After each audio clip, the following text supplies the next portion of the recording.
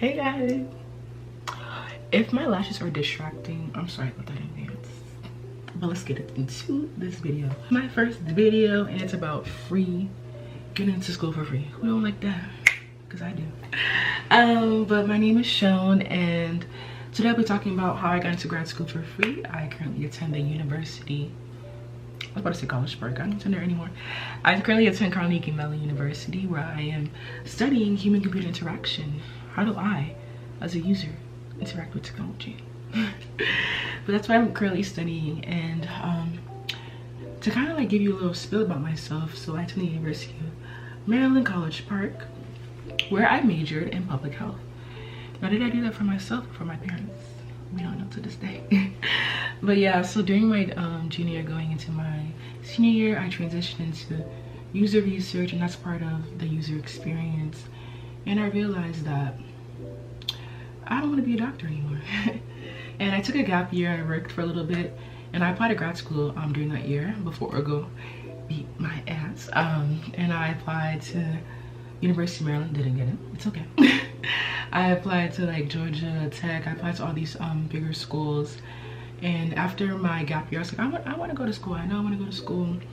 So I applied to University of Washington. I applied to Stanford. I applied to Northwestern. I applied to Carnegie Mellon, and I got it, and I chose that for myself. And I did it through the GEM Fellowship. Now, what is the GEM Fellowship? I wrote a lot of notes down because who does not like that? Not my camera moving. One second, I'm back. So I wrote a lot of notes because I know I had a lot of questions during the time that I was going through my graduate school applications.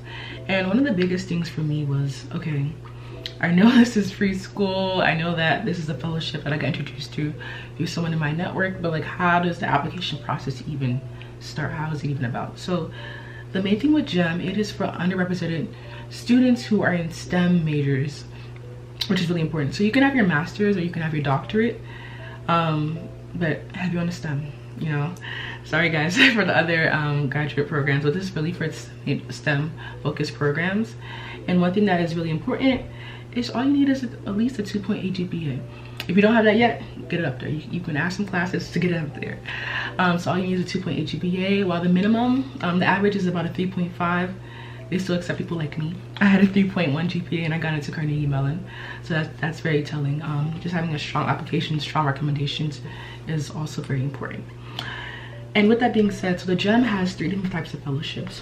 One is you can be the employer sponsor, which is very, very, very important. I wish I can zoom in so you can know how critical it is. It's really important. But it's not a breaker. So we still also have the associate fellow, which is through the university, and then also a university fellow. So going into the employer fellow, that's the highest level you can be. Schools don't want to send all that money, so why not have an employer who they can collaborate with? So thankfully I was an employer fellow. I didn't find out until I got into schools. I found out in March that I got into my school, and I found out in about April that I had an employer fellow. But I know some people who found out they had an employer fellow early on, like December. That wasn't me. I wasn't part of that group, and it's okay. But yeah, so after the employer fellow, after you do an internship with them, so once you're an employer fellow, you do an internship in the summer, and until you're done your program. So let's say you have a 2-year program, you intern with your employer fellow for 2 years. For example, if you have a 2-year program, I only have a 1-year program, so I'm only interning for 1 year. And then after that, let's say unfortunately you didn't get an employer fellow, you don't, that's okay. And keep in mind, employer fellows get stipends. They have the highest amount of stipend. But let's say you didn't get an employer fellow, that's okay. There's an associate fellow, and that's at the university, and those provide stipends as well. And then lastly, if let's say you didn't get an associate fellow for your university, they still have a university fellow, which is just covering all your tuition but with no stipend. Either way, free tuition is free tuition, so I need all of it. But yeah, so one thing that I think would be really helpful in order for you to obtain and try to get an employer fellow, one thing I wish I knew is you can look at previous fellows. So I was a 2025 fellow, so I would look at the 2024, right? And one thing I wish I knew was that you can see all the previous employer sponsors that sponsored some fellows. So let's say you're a mechanical engineer fellow.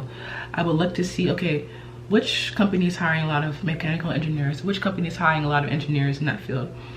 If I would have done that, I would have chose wisely of my employers that I wanted to rank. So during your application process, you can rank three employer sponsors. They have companies like Apple, Adobe, Ford, but you know, everybody's gonna pick that. They even had Tesla. Everybody's gonna pick that. Be wise. Be wise. Does Adobe, are they hiring biologists?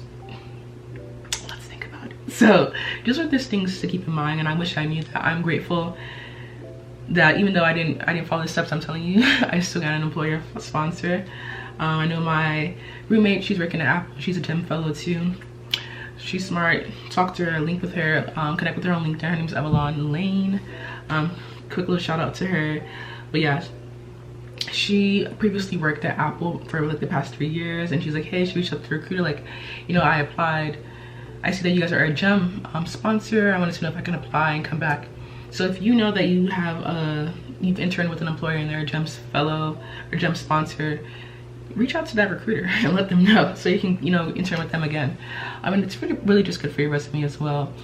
In the event that you don't have an employer sponsor, that's okay. I think one thing that was really helpful for me was making sure in calling those schools, making sure that they even accept or even accept my type of, you know, fellowship. So, you know, if your major is not major, you're getting your graduate degree in, let's say, something just really unique, just make sure that the department that you're working with accepts fellows, because some departments might not. I know there was a school that I applied to, let's say for example Indiana, they never accepted a human computer interaction GEM fellow. However, I was going to be the first. Why? Because I called that phone. I called that phone, and they were in transition period. I think like 2 schools, one school, they just switched their they didn't have a GEM, I guess, like person for you to call for the school. So I was like emailing back. They knew my name there. Make sure they know your name. Call them even before you submit your application. Just make sure like, hey, does this department accept? And also throughout your application, you get to rank 10 schools. That doesn't mean you only can apply to 10 schools, but like you can rank 10 schools. So one thing that a school told me, a university told me, was that like, we look at how you rank us. And I was like, oh, okay, I know my top 3. I know where I want to go. But even those 4, 5, 6, 7, 8, make sure you're ranking them accordingly. That's really important. And I'm happy that university told me that, their rep told me that. So that's really important to note. And also just call. Even if you put them at number 8, which I did, and it was okay, and I still got an offer, make sure you come like, hey, like make sure they know your name. I think that's really important and really helpful. So, you know, planting that seed every other week is something that I did, and it was really helpful. What else do I have on here? I think someone else asked me, because someone reached out to me on LinkedIn and asked, what's the difference between the master's and PhD program? I know someone at my school, she currently said that because she got the GEM Fellowship, it was easier for her to now direct her research to what she wanted to do rather than being under a faculty member and having to do what they wanted. For master's students, a little bit different. I don't have research that I want to do per se. That's not within my program curriculum. It might be different within other schools, but that's just for me personally.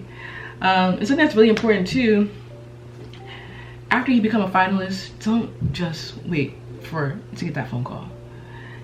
Even when I didn't have an employer, I called GEM like, again, every other week, like, hey, I didn't get an employer, like, what can I do?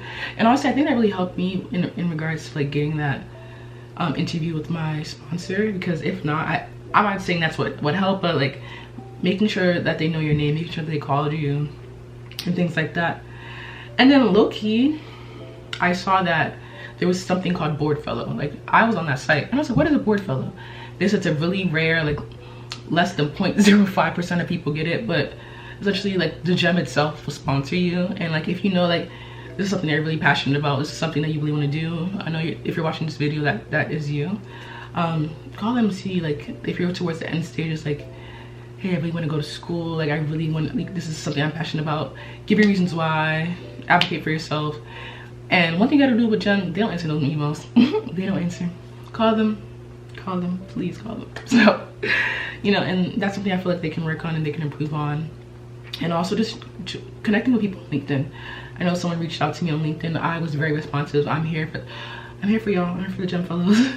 I'm very responsive. I can connect you with people that I know. They have a conference every year in regards to like us, all our GEM fellows connecting, their partners, their employer sponsors coming, the schools coming, connecting. I can connect you, you know, people that I know who are in the field that you might want to be in. So I would say, you know, oh, my eyes watering. Oh. These lashes are unfair. It's like, no. But yeah, so I can just tell you from my experience how it went.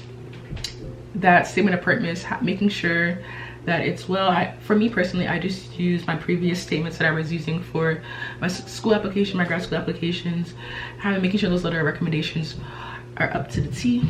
Those are important. I felt like the people that I had were really strong. And just asking questions before, you know, submit the application. And I will say, today's like October 23rd. That deadline is November 8th. So if you want to apply, you can still apply. It's never too late. I think you have like 2 weeks, a little less than 2 weeks.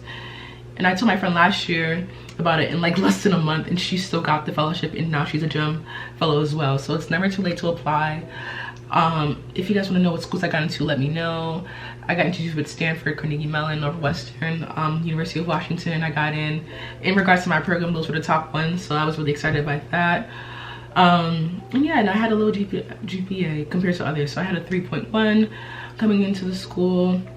Could have been better, yes, but we still got there, so that's all that matters. So yeah, I hope you guys enjoyed this video. If you have any other questions for me, please let me know, and can't wait to talk to you guys soon. Bye.